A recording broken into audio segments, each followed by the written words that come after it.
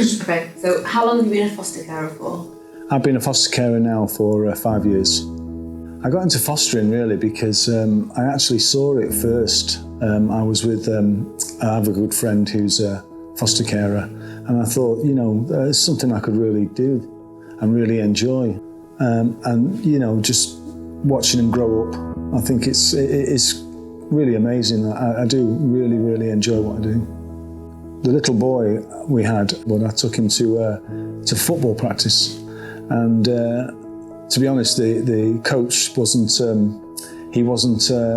very appreciative of him. He didn't really want him on the team.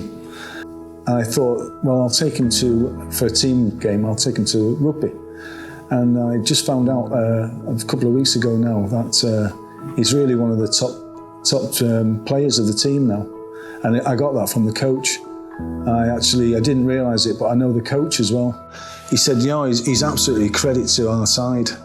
And I thought, you know what, I took him to that. Yeah, you started. I planted that seed.